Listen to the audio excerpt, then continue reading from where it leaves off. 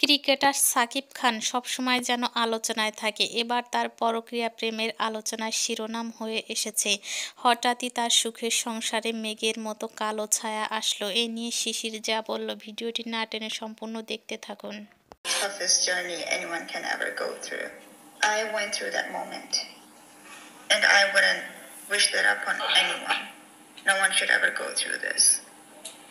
We all have our loved ones. Shakib Al হাসানের এতদিনের সাজানো সংসারে তবে কি ভাঙন লেগে গেল? দেখুন, সাকিব আল হাসান এবং তার প্রেমিকা এছাড়া দুবাইয়ে একই সঙ্গে দুজন রয়েছে একই হোটেলে।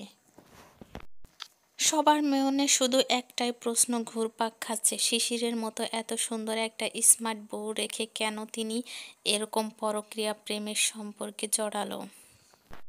তবে এ নিয়ে শিশির সাম্প্রতিক একটি পোস্ট করেছে এবং বলেছে, দেখুন তার পোস্টটি কি লেখা আছে। তিনি লিখেছেন, ১৩ বছর আগে মানুষটির সঙ্গে আমার পরিচয় হয়েছে। সে আগে যেরকম মানুষ ছিল এখনও সেরকমেরই মানুষ আছে। জীবন সঙ্গিনী হিসেবে সে ১০০-তে ১০০। আমি ভাবছিলাম চুপ থাকবো, কোনো পোস্ট বা লাইভে আসবো না, কিন্তু না, এসে আর থাকতে পারলাম না।